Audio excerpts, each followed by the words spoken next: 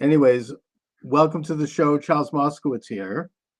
Michael D. Shaw is my guest. We're live at 7 p.m. Eastern Standard Time.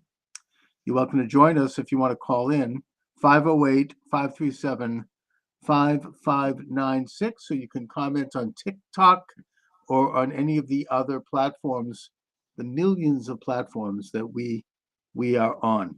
So, Mike, the hits keep rolling along. Yeah, the hits keep rolling in, and even Mitch McConnell this time voted in favor of Kash Patel. Oh, And it yes. was those two miserable women who.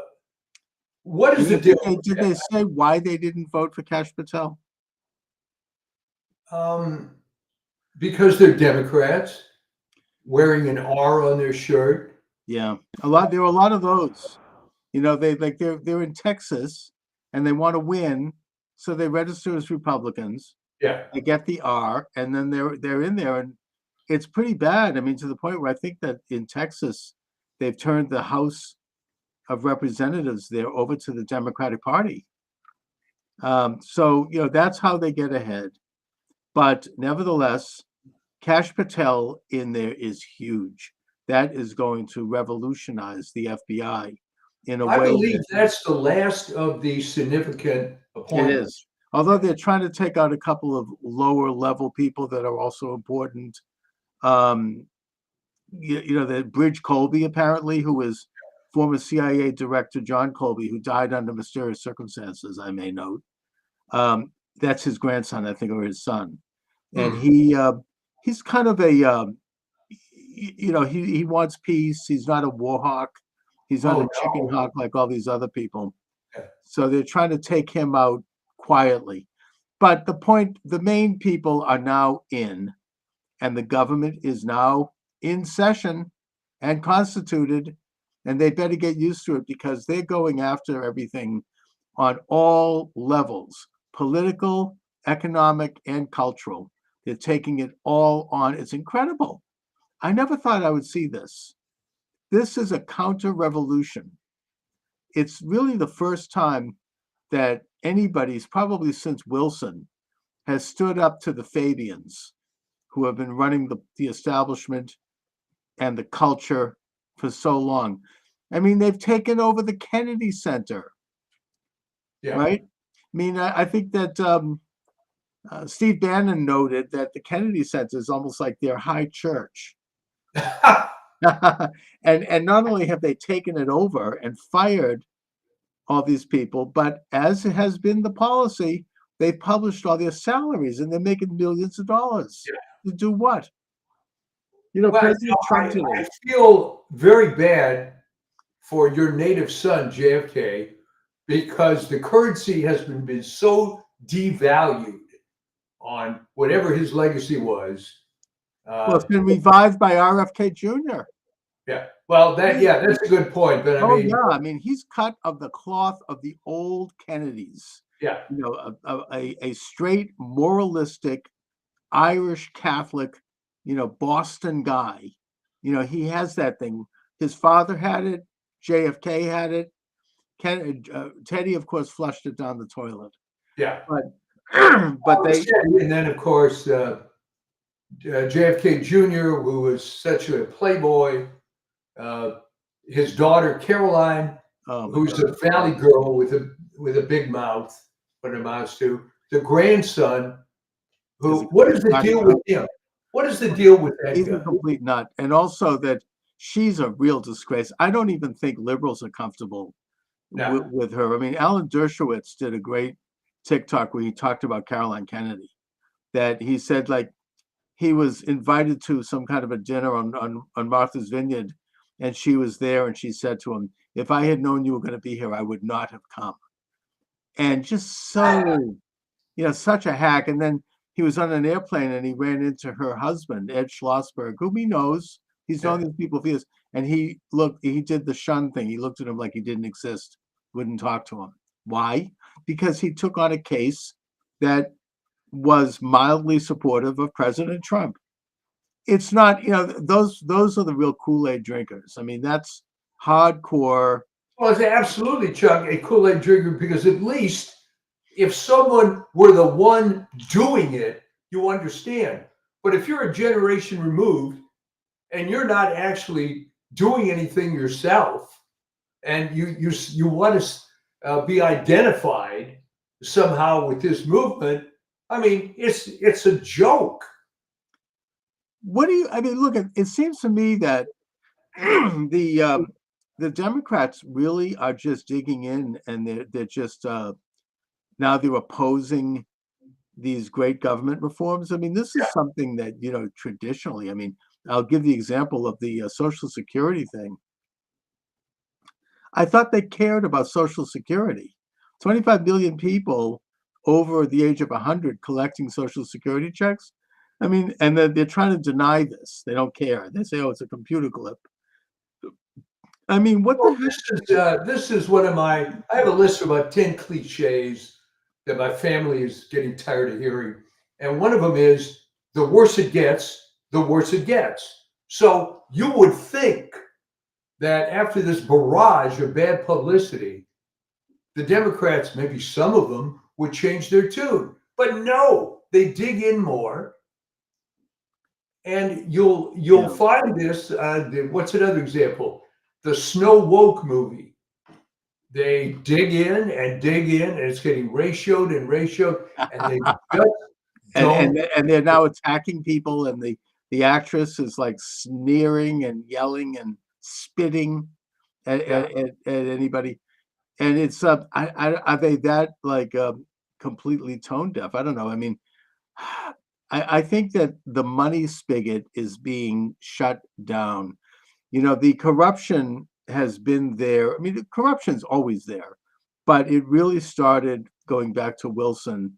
But you're talking an industrial scale. Oh, that's right. I mean, under Biden, I mean, it's unbelievable, but it's never been addressed, and it's grown and grown every single year.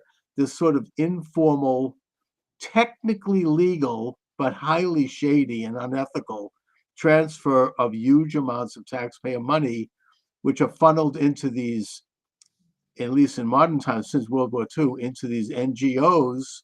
Well, even that, Chuck, is a misnomer now.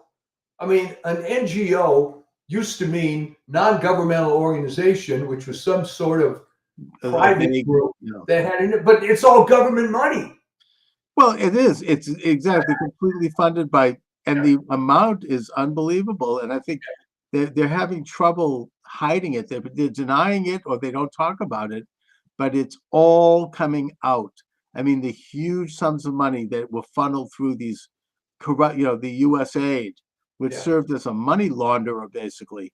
Now, I'm not saying they did anything outright illegal, but what they would do would be they would transfer these huge sums of money to these NGOs, including George Soros's NGOs, where he took, I think, a quarter of a billion. I think it was what is it? I don't know how much. $250 billion. I mean, what's a billion? Between friends, I don't know.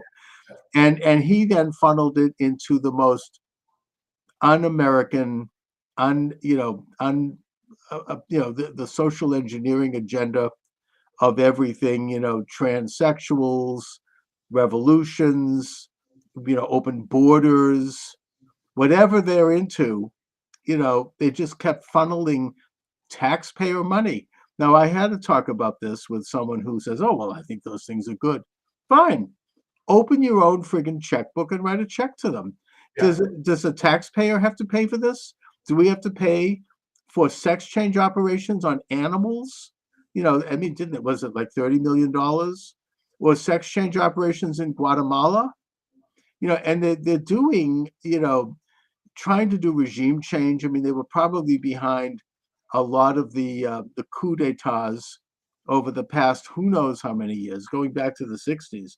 And most recently, besides Ukraine, they had a communist coup d'etat in South Korea, and they had a communist-style coup d'etat in Brazil. And they just, really, when you get down to it, they're freaking out because the money spigot is being shut down. And the amount of money are unbelievable. In a sarcastic way, I would have a little more sympathy for some of these covert activities if they ever worked out.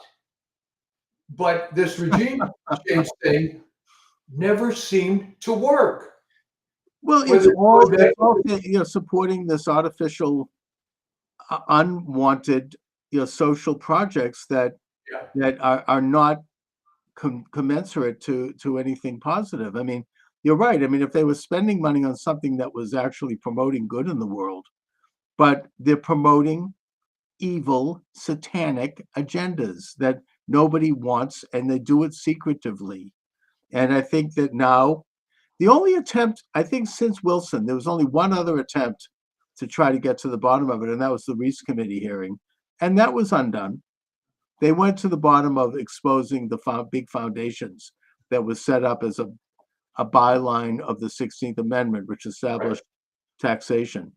Those are big money pits that allow these wealthy, these wealthy demons to employ their useless offspring and friends with fat salaries and send money to causes and candidates that promote this un-American agenda. And the Reese Committee exposed it. They published a book about it called Foundations, yeah. but they were undone by the establishment. Trump is the only other person and the only other movement that is now taking this on. And it's scary, but I think every single day that he moves forward is another day where more and more people are becoming conscious of what's going on in the world. At what point do you think some of the Democrats might jump ship? That's a great question. I really wonder about that. I mean, there does seem to be, the more hardened they get and the more they're losing, and the closer we get to the next election, I think you're going to have to see some of them try to save their own skin. And now with with Kash Patel at the FBI, there might be some investigations of some of these people, not to mention names, but people like Adam Schiff, maybe. Did you see he and I think Schumer, who's another one, by the way, who's being investigated by the DC district attorney for inciting violence against Doge employees and That's right. violence against two Supreme Court justices, which he mentioned by name. He and Schiff and I think Blumenthal from Connecticut and two other people are standing outside of the FBI office protesting Kash Patel's nomination. It was pathetic. Just five of them looking there, so forlorn. Did you see that? I didn't see that one. Holding up some stupid sign. I mean, it was just, and and they're making, and I mean, Schiff for the first time, that arrogant smirk that is, plastered on his bubbled head was was kind of like falling down a little bit. Maybe finally justice will be done. It's well, these people have been around for a long time. The career of Schiff, I never really understood, but it's a very weird district that he came from. Hollywood and Burbank. There's some entertainment people in it. There's some what you might call ethnic Democrats in that district, and but the brand of the Democrat Party is losing it. I mean, there was a show, I think it was yesterday. Well, who did they have on the bench? Who's going to run in 2028? And the most popular name was Kamala Harris. Right? Oh my God, good. I hope they do put her up. That would be hilarious. Maybe she could take Hillary as a running mate. I mean, it's pretty bad. I think it's going to be very interesting as more of this fraud gets exposed. At some point, people have to get on board. I mean, as the rats leave the sinking ship. I think so. Try to create a narrative. Well, I was against this, but I was a singular voice and I couldn't do anything. But so far, we haven't heard any of that. No, but Trump's moving forward. Yeah. He's now talking about the Doge monies that are being exposed and expropriated offering a huge tax rebate next year, Yeah. Yeah. which is incredible. $5,000 for taxpayers next year out of the Doge money. And they also note that as part of the incentive of that, you have something like, what is it, 7 million able-bodied men in this country not working.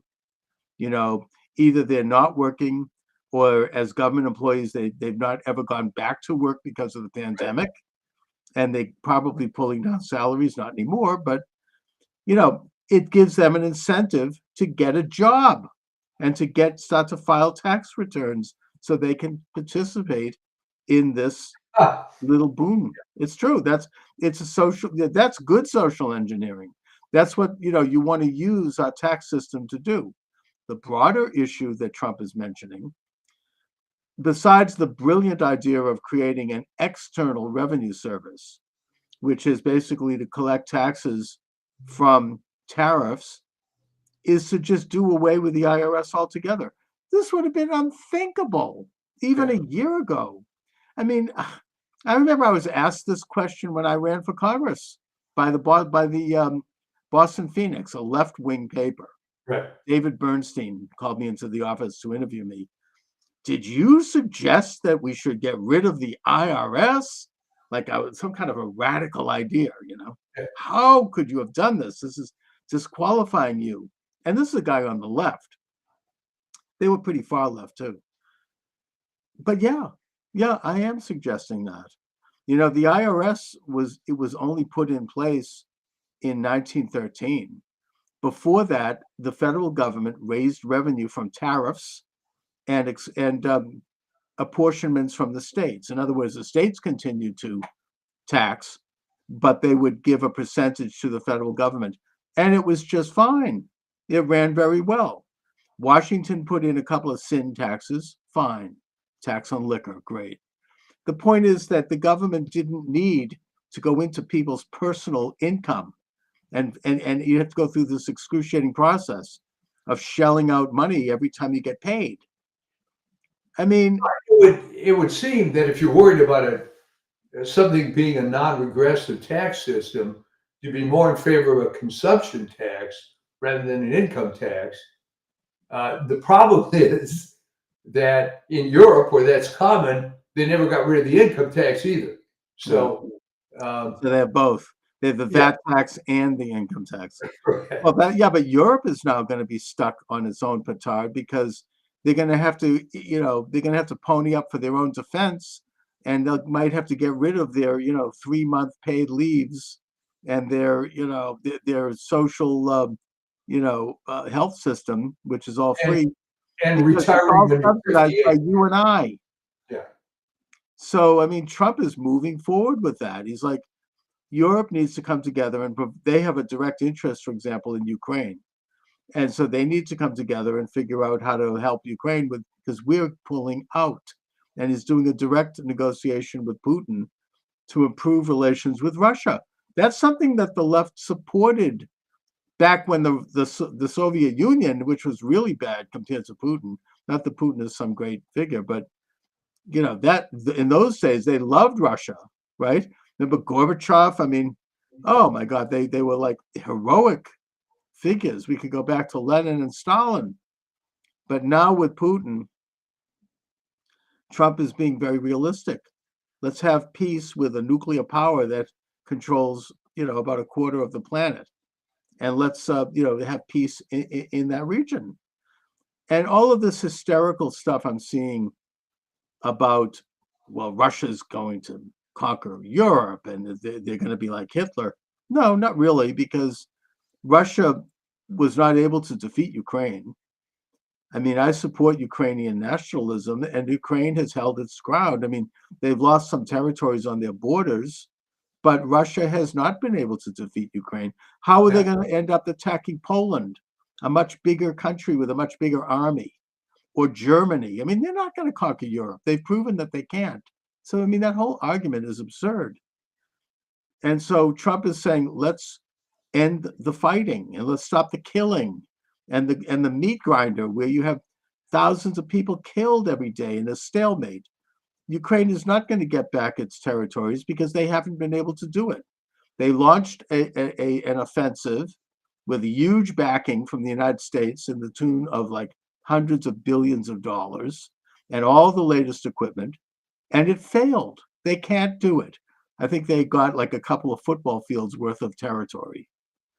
So it's over. They have to come to peace with Russia. And well, of course, it was a money laundering scheme, endless fraud.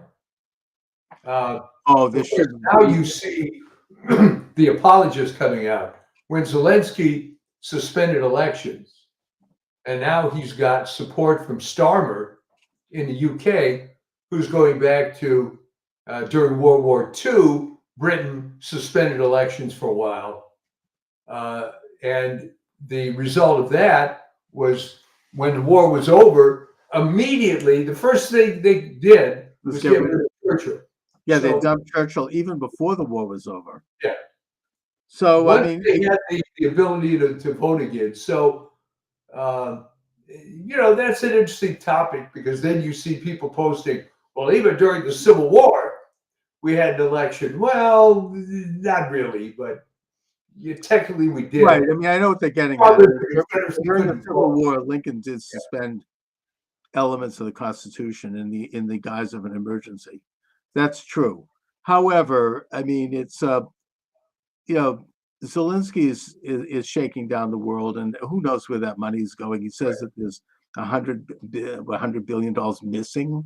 I mean, really. And I heard Trump today speaking at an event at one of his hotels, and it was carried in the CPAC convention, which I've been listening to. And he was brilliant, and he went through a long list of monies that were spent on all these weird things. I mean, he kind of hilariously mentioned that, what does he say, like $20-30 million spent on putting on a play in Iraq. Like I think it was like Sesame Street. He goes, look, I was in television. I could have done that for $50,000. Right? Send the actors over, maybe a few tips, but $20 million, which gets to the question, and I hope that the Trump people get to this. Who exactly got that money? And what did they do? I mean, it's obviously going into someone's pocket. We need to know who. We need to know, for example, that James O'Keefe from Operation Veritas used to be, has his own thing now. He does a great undercover thing where he sends people in with a microphone, disguised, and they get interviews with people on the inside who then talk about stuff happening. I'm sure you've seen some of his videos. Oh, yeah. And he has this guy at a very high level in the Department of Education, I think it is. Oh, no, the Department of Environmental Protection, the EPA, saying that Biden, in the last miserable days of that regime, was, as he described it, throwing gold bars off the deck of the Titanic. Billions of dollars sent to these shady environmental groups that were just set up. In one case, set up by Stacey Abrams. Need I say more? This front group that had like $100. Oh, you're talking $2 billion. Yeah, $2 billion. Can they get that back? Can we find out who got that money?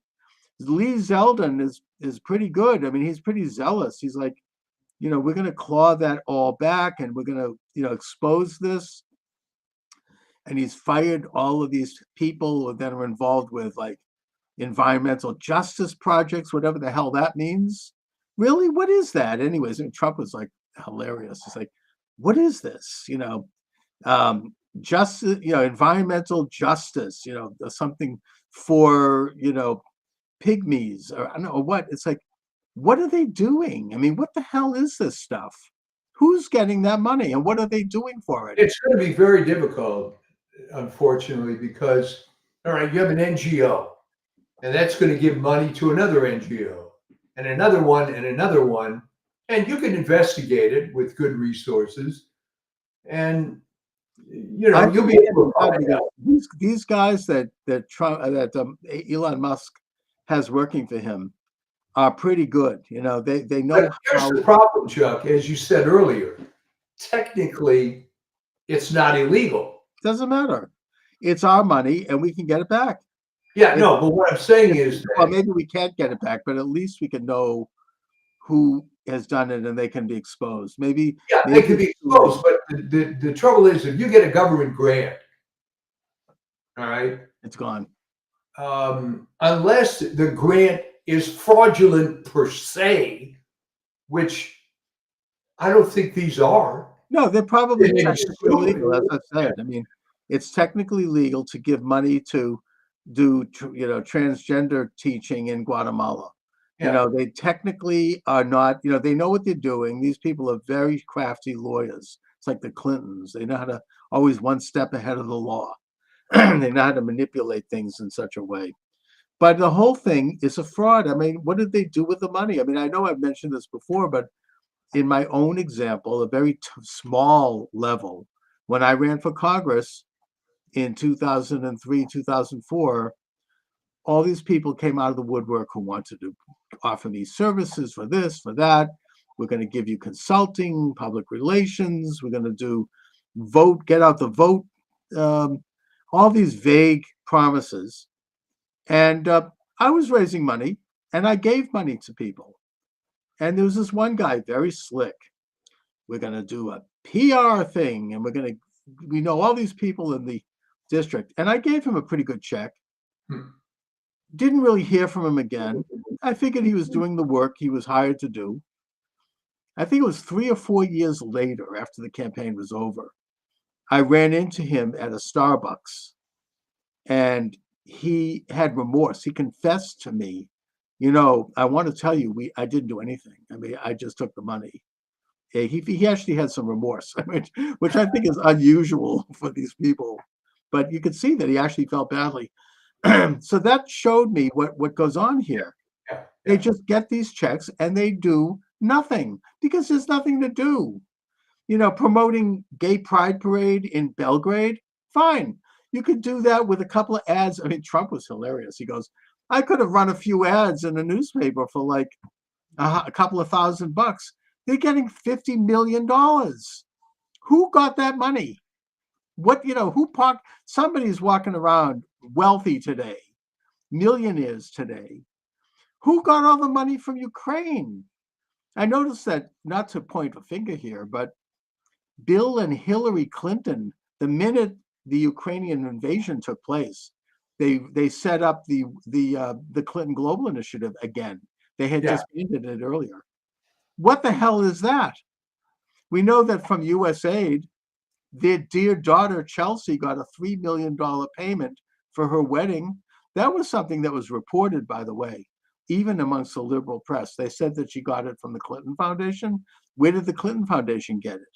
Apparently USAID. She got a $10 million check to buy a mansion. How much did all of these people get? I mean, Trump alluded to this, but he said, I'm not going to get into names because I don't want to embarrass people, but it's all going to come out. I mean, this is absolute fundamental corruption.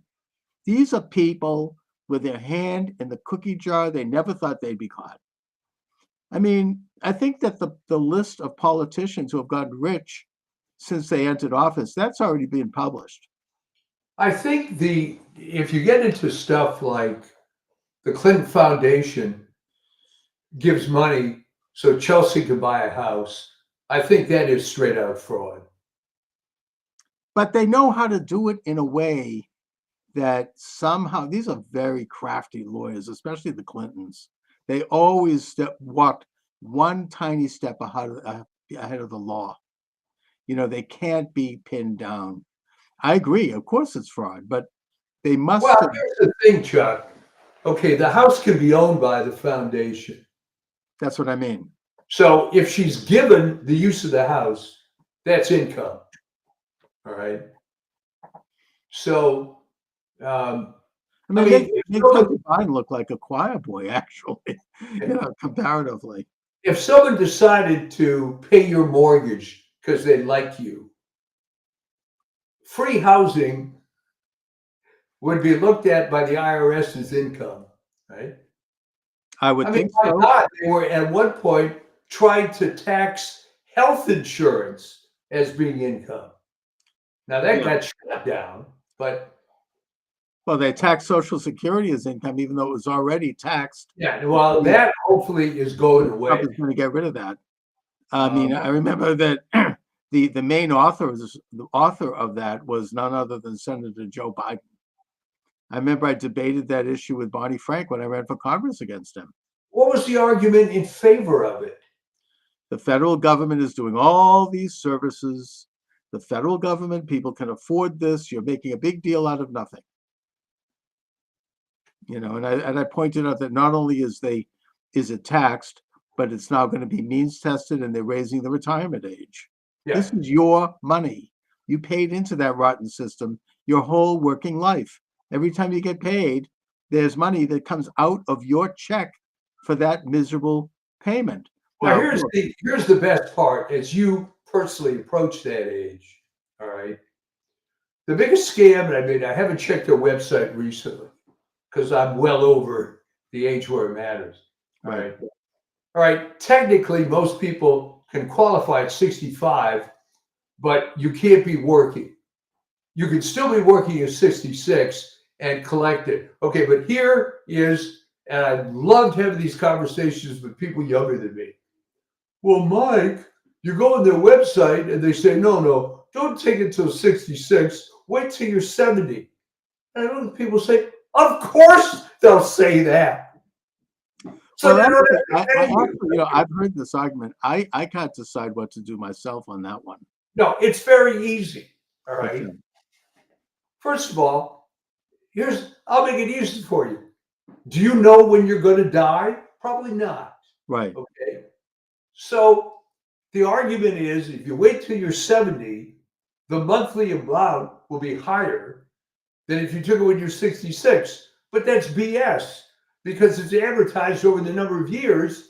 So, yeah, but it's always better to have money now than to wait because you don't know if you're going to be around to get it.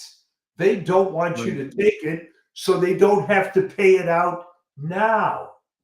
That's all. No, I know that. And obviously, if you pass away before you can collect it, the money just disappears, unless you have a spouse. But, it's kind of, we could debate this issue. I've debated it. The bottom line is that if it was a private system, it would do a lot to alleviate poverty in this country because Right. you would actually have an interest-bearing account that you could retire on, and if you pass away, it goes to your heirs. That's a great way of reducing poverty. Whereas right now, there's no interest income on it. They decide how you get it, when you get it, and if you don't make it, nothing happens. It goes into the ether. So, I mean, the system is a scam. Even FDR, who set it up, didn't think it was going to last forever. He thought it was a temporary thing to deal with widows and children in the Depression and in wartime. Well, I mean, he made a good bet, didn't he? Because you started collecting when you're 65, but the average age of death was 64. So Right. it was a good bet. Yeah, I mean, exactly. It was, and then they expanded it with DDI and Yeah. DSI, and it's become very corrupt, like all of these agencies that now Musk is going into each one of them. He's going to Well, go in. Musk is trying to identify the Revolutionary War veterans that are getting payments. Oh, I know. I think there's one that precedes the Constitution. Yeah. I mean, actually, they're like 300 years old. So, right? I mean, it's now the New York Times did an article trying to debunk this by saying, well, this is all part of like an old computer system, the COBOL system, and that they're not necessarily getting money. I mean, they should be on this. The only reason they're not is because they don't want Trump to have any credits. They don't want Trump to win. It's still the old, Trump hatred, Trump deranged. It's so bad that I just read an article saying that these two astronauts up in that station, whoever stuck there, They're there because Biden spitefully would not let Elon Musk go up and rescue them. Oh, yeah. Yeah. So they went on a space mission that was supposed to last, I think, 2 or 3 weeks. And they've been up there for, I think, 5 months. Yeah. And now Elon Musk is going to rescue them. He can't do it overnight, but they say that he's going to have it done within the next 2 or 3 weeks with SpaceX. But the Biden people were so spiteful that they just didn't want Musk to do it, because so they left them there dangling in space. Yeah. Can you imagine how awful that is? I mean, well, yeah. I mean, this has always been with the left. They don't care about any of these causes. It's just a hobby horse to power. They don't care about civil rights, women, gays, any of that stuff. Yeah, the useful idiots might, but it's just ways of raising money. Meanwhile, Sean Spicer, you do it yourself when you said back in the day they were all in favor of cooperating with Russia. Well, oh yeah, they loved Russia under Stalin. Yeah. Now you have Putin, they keep referring to him as a dictator. He's actually not a dictator. He was elected, and he's popular in Russia. That's whereas Zelensky's canceled all elections. But I heard an interview with Sean Spicer on Glenn Beck, speaking of Biden, how spiteful he was. Yeah. Biden fired anybody remotely affiliated with Trump when his regime took over. And Sean Spicer was on like a board of directors at West Point, some kind of a thing which presidents appoint these people, some kind of a visitor committee. It was an honorary thing. And his term was due to expire. Biden fired him and fired Russ Voigt, now head of the Office of Management and Budget, on that same committee, just out of spite, 2 months early, 2 months before the end of their term. And Stephen Miller, who, while in exile, headed up a law firm that focused on, helping Trump supporters. And he asked Spicer if he would be part of a lawsuit against the Biden regime, claiming that he couldn't fire him, knowing that he would lose. And Sean Spicer went along with it. And so they brought the law firm, and a federal judge said, no, you have no right to stay there. The president has full plenary authority to fire whoever he wants. So then Spicer appealed it through Miller, and the appeals court threw it out as well under that same argument. It's called Spicer versus Biden. And it established, which is what Steve Miller was trying to do, the fact that a president can fire whoever he wants. This is a federal court decision. That's right. And at the time, the left, and yet Rachel Maddow, look at this terrible defeat of the Trump people, right? They've lost their case. Oh, well, guess what? Now Trump is citing that case, Spicer versus Biden, in his firing people. And it established this principle, which is why they did this, that the president of the United States has the plenary power to fire anyone in the executive branch. And so they're moving forward. You get these corrupt judges who are trying to slow it down. They're not going to get away with it. Yeah. They might slow it down. I mean, they slowed down Kash Patel. They tried to slow walk it, but he did it. He's there. They're not going to stop it. And they're not going to. I mean, you have this guy in the head of the legal office, Dellinger, a rabid Biden guy. Trump fired him, of course, like anyone would in his position.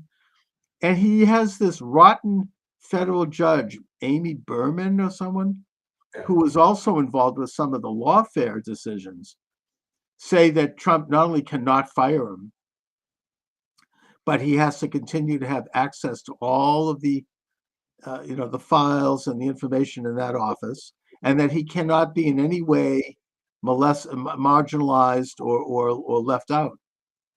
So that's going to the Supreme Court. I mean, that obviously is absurd. I mean, it just shows how utterly corrupt they are. I think a lot of this is going to stop once they impeach some of these federal judges. That's been a very rare thing to do. I don't think that's the way to go, though. I don't think they can. Impeaching a federal judge is very difficult. I just think they have to be overturned, and it'll happen on the Supreme Court level. And once they overturn one or two of them, it's all going to tumble. It'll be like that attempt in 2024 to get Trump off the ballot in several states under the insurrection. Once they won one case, they all fell off. You just need to have, and if it means going to the Supreme Court, fine. I think the Supreme Court will throw that out unanimously, maybe with the exception of Jackson or Sotomayor. I don't know. But the point is, it's obviously in the executive power to fire whoever they want. Well, I mean, what's upsetting about it is that why do you have installed these corrupt judges? Because Biden and Obama put them there. They're radicals. They are, I mean, it's, they're extremists. And they're showing that. I don't recall, though. I mean, when did this start? I don't recall when I was much younger that, you could have. I actually had friends from high school in two cases whose fathers were federal judges. These people happened to be a little liberal. They had a picture of JFK on their wall and whatnot, but you never got the impression that they were just tools to this extent. Well, they are. I mean, I think that's something that's been around. I'm trying to remember Michael Glennon in his book, The Double Government, which I'm reading. He has a case in there. I can't recall it exactly, but it has to do with the fact that William Rehnquist, while working in the Nixon administration, this is the other side of the coin. Yeah. He was involved in a case that would prevent the CIA from being investigated or something like that, where they, and he actually wrote decisions as special counsel to Nixon that would prevent the government from prosecuting certain elements of the CIA. Well, he ended up on the Supreme Court, and as a Supreme Court justice, he was the swing vote that legalized that. I mean, a complete conflict of interest. Yeah. And he was. It's utterly corrupt. I think there's always been some corruption in the judiciary. I mean, it's you need to get. There has to be some couple of honest judges, but I mean, this is just how it is. I mean, I think that in the case though of the president's ability to fire people, that's too obvious. You can't just make it up that badly. I mean, it's sort of that simple. It's just like Roe versus Wade. Once it finally came up before them, you can't continue something that is so blatantly unconstitutional on a federal level. I mean, you just can't, even if you want to.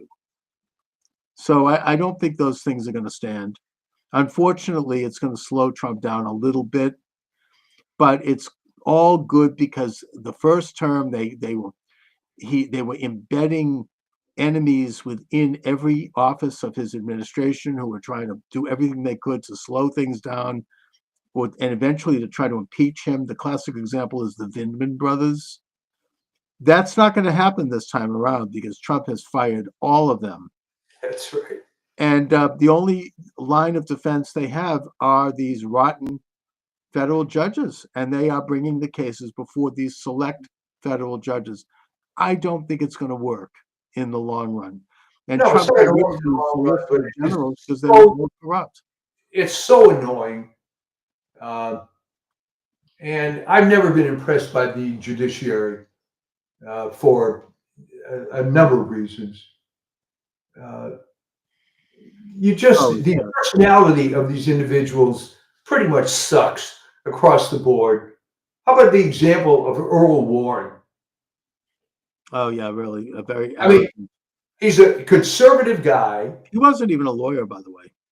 No, he's a conservative guy to some extent. Right. Gets on the Supreme Court, becomes this liberal change agent. What the hell was that all about? No, it's I mean, him and Brennan and a couple of these other people, very bad. I mean, it's look, it goes way back. I mean, we could go back to the Dred Scott decision. I mean, this is, this Right. activist, right? Activist judges, and that's part of this is an enormous power, an unchecked power in many ways. But the Doge people are going in. There is even talk about them auditing the Fed and putting Ron Paul as the head of it. They're going into Fort Knox. Apparently, there's been midnight shipping of gold bars from Britain, the city of London, to Fort Knox because maybe there isn't anything in there.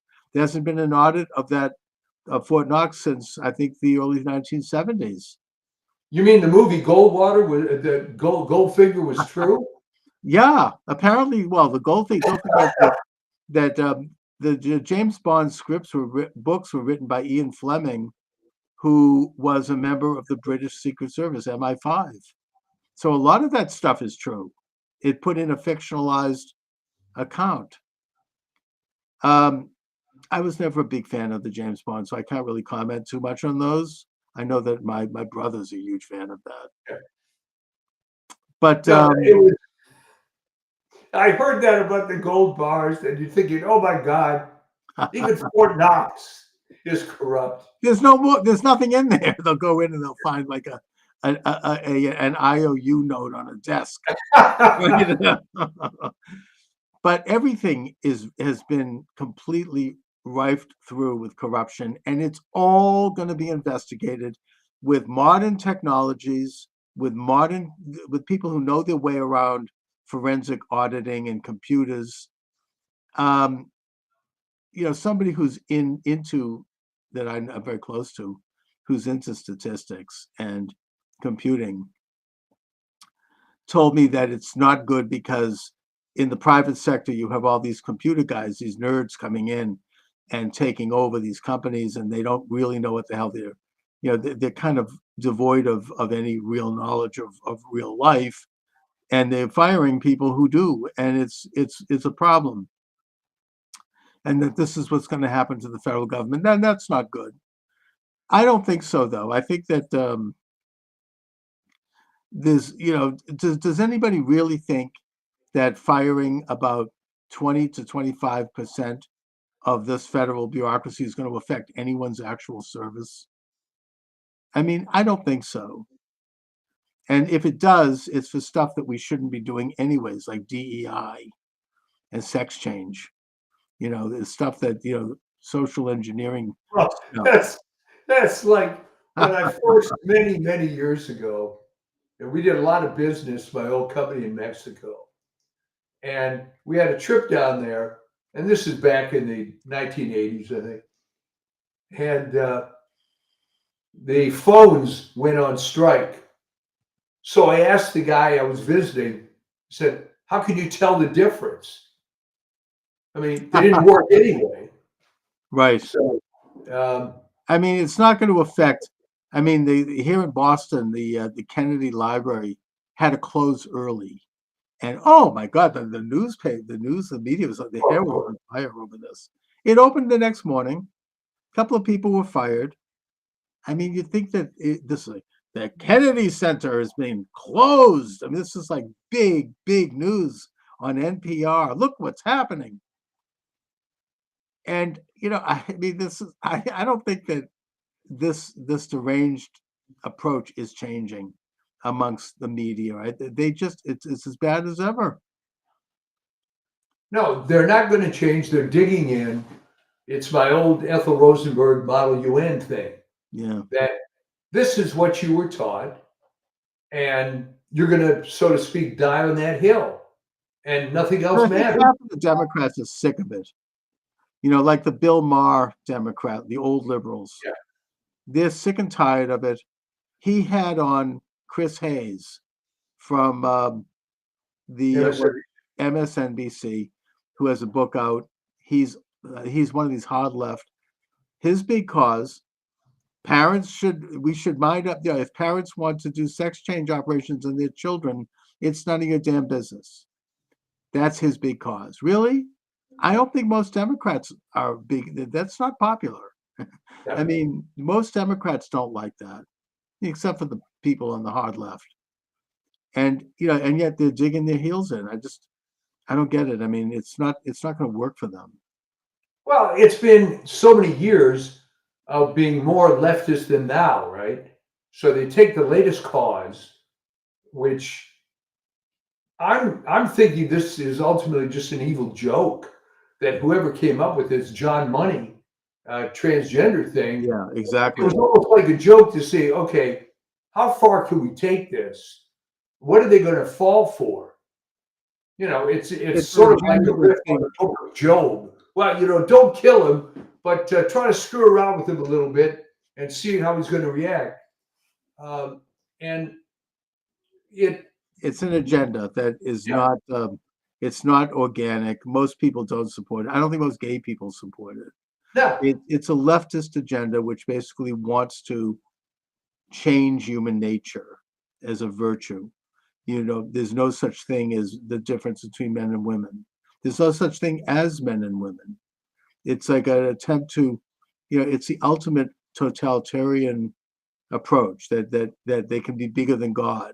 They can change human nature by force, and that's a great and exciting virtue.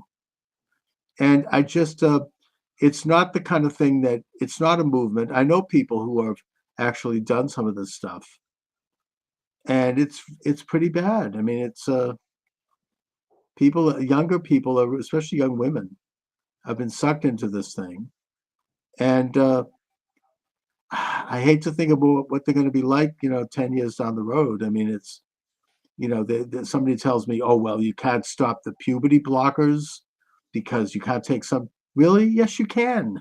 That's weakening the bone structure of children. You stop it immediately. And if somebody continues it, they should be arrested. That's that's dangerous. It's been banned in every European country now because of that. But in this well, country, they just then you have to raise the question: if it's okay to do this, then what really is your complaint against Joseph Mengele exactly? oh, this is worse. Yeah, Oh yeah, I mean this, experimenting on children, yeah.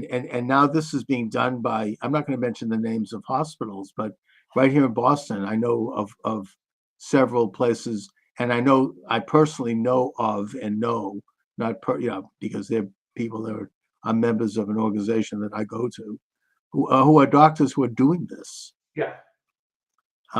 This one It's all about particular, the dollars.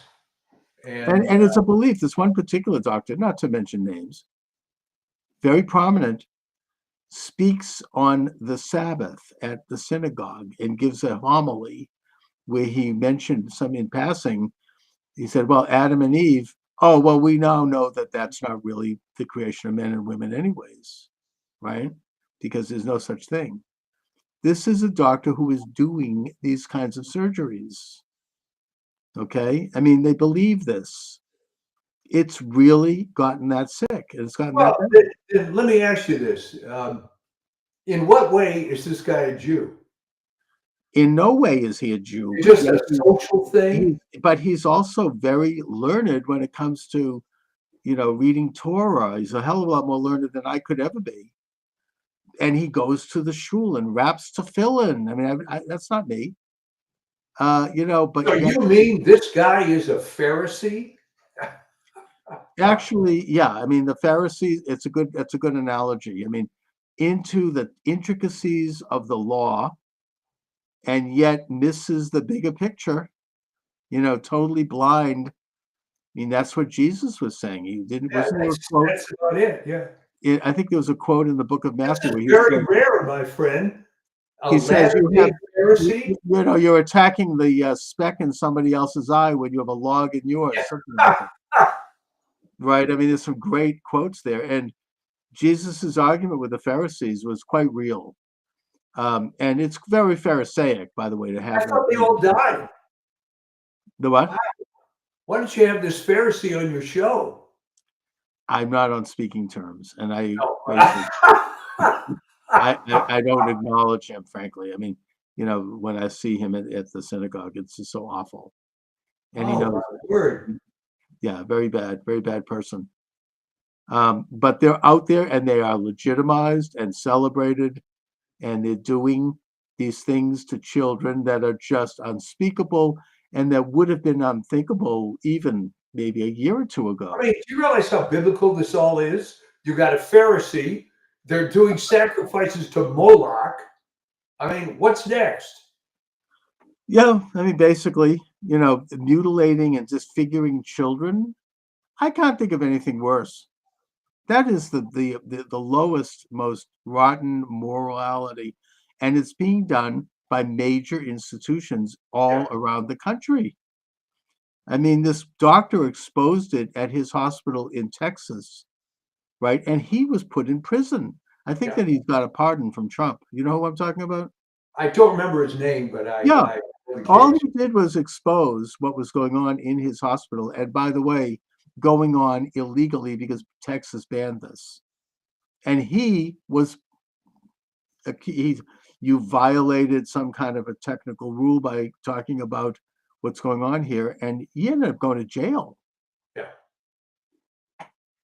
I mean, in a way that the power, when you have something that's so distorted, and I know this is a milder example and I don't care so much about it, but if you refer to somebody by a pronoun that they don't like, you could go to jail. You could be penalized. You could lose everything. And the reason there's such an extreme reaction to this is because it's a false idea and you need that to support it. This is what the Nazis did do. If you didn't go along with their crackpot race theories and their other stuff, you could end up in a concentration camp. Well, if you criticize the British government, you could go to jail. That's true. I mean, if you read a couple of lines out of the Bible in Canada, you could go to jail, apparently. Yeah. So, yeah, I mean, this is the ultimate example of a totalitarian system that is living and founded upon lies. And in order to preserve those lies, they have to come down hard on anybody who exposes it. They have to crack down on them so that it's made an example. You then know not to do this because you see what happened to the guy down the street who spoke up. That could be you. That's the message. That's the message. What was the reaction in your synagogue when this guy was giving his talk? Nothing. Like nobody. I don't even think anybody heard it. I mean, people were all snoozing on the chairs anyway. Oh, all right. But nobody cared. Nobody. I don't think I was the only person who was like, I heard this. And then I looked into him and I found, sure enough, he's doing this stuff.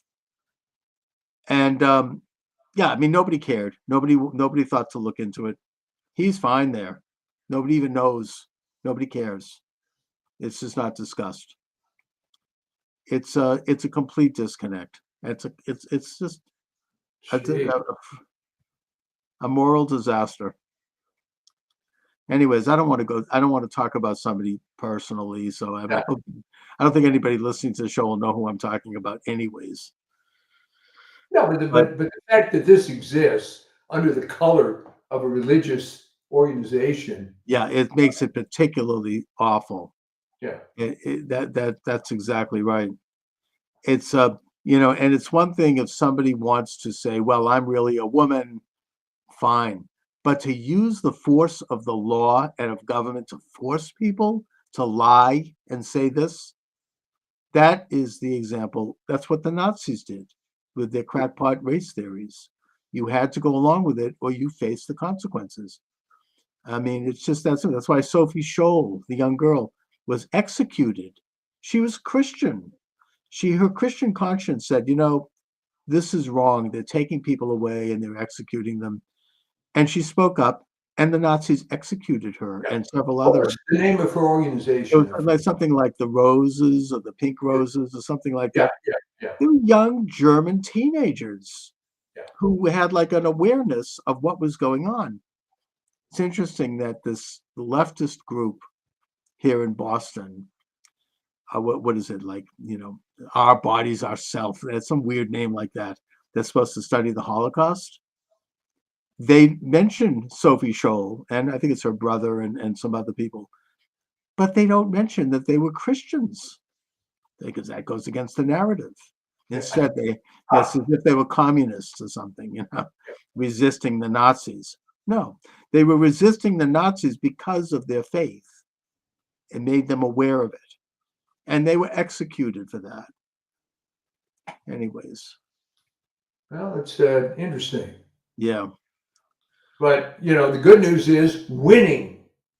Winning on all levels. The culture wars, J.D. Vance kicking the ass of the Europeans and saying, you're going to do censorship. That means you're not a free country. And men don't have to feel badly about being men anymore. These are culture things, right?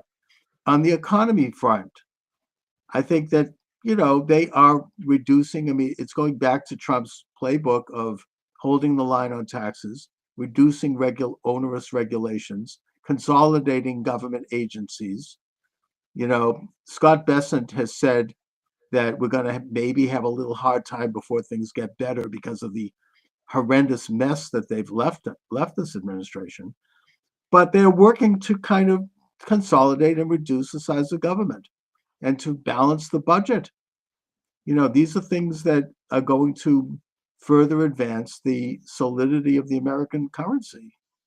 And then, of course, politically, we have taken a major step away from World War, which is where we were headed. We have secured the border. 95% of border crossings have ended. Maybe the deportations aren't going as quickly as they could because there's a lot of resistance among the left on that. But it's happening, and it's going to happen. And I just think that on all fronts, they are moving forward with exactly the set of principles that President Trump ran on. And I don't know why. I mean, the left is so shocked. He said he would do it, and he's doing it. Well, I think they're shocked because there aren't too many presidents in history that actually did what they campaigned on. It's incredible. I know, really. They usually toss out all of that stuff once they're in office. Trump doesn't. He goes with it. I mean, some of this stuff is just ridiculous cliches, like when LBJ said he wouldn't commit to a land war in Asia, things like that. Oh, yeah, right. And by the way, Bill Clinton, to his credit, actually did reduce the size of government while he was in office. He said he would, and he did consolidate some agencies. Maybe if he had had the technology available to him at the time, like Trump does, he might have done more. But the point is that to the degree that he did that, he had a fairly successful 2 terms, right? They balanced the budget, they reduced the size of government, and the economy was in pretty good shape. So, apparently it's okay for him, but not okay for Trump. Trump has more modern tools at his disposal. AI, bringing in, technologies that can really finally streamline the government and make parts of it go away because it's no longer needed. Look, we're dealing with this in the private sector. Why shouldn't the government deal with it? Well, I mean, I'll give you a little anecdote to end the show of bringing technology into finding out where the money is. I had a very good friend. He became sick years ago, but he was one of the original guys to start internet service provider company in LA. He had a tremendous computer background. And one of his favorite stories was when Drexel Lambert was going through all these issues. He said their problem was all mainframe computer, and they could never balance because it took too many hours, and then the next day would start.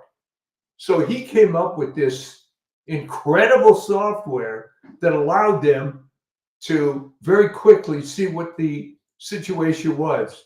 And he describes a room full of, as he described them, Orthodox Jew guys working on these mainframes and looking at this stuff. And my friend Tom comes in, runs this audit.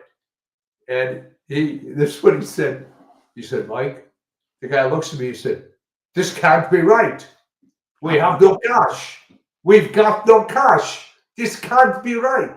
And that's, of course, when that organization went bankrupt. But it took technology for them to see that they had no cash, right? And I always loved that story because that was, these old mainframe guys, and now some young whippersnapper comes in there with, it wasn't AI, it was just a better software. And they didn't like the results, but sure enough, the bank went under. Exactly. They had no cash. So, Yeah. all right. So, Mike, do you have anything coming up on the Substack? Yeah. I put together actually a couple of articles, and I got an email from a high school friend saying, "Are you all right? Haven't seen your columns for a while." And of course, the joke at this age is if you don't hear from someone for a while, you get worried. They've disappeared. Yeah. Well, that's the social. That's the younger generation social network thing. Yeah. So anyway. So anyhow, onward and upward. Yeah, it's winning, baby. It is. Your mood is so much better now. I can't believe it. I can't believe it. I mean, it's just to me, it's like I'm glad to be alive in this age to have witnessed this. Oh, he's transforming the entire society. It is. It's just transforming the whole world.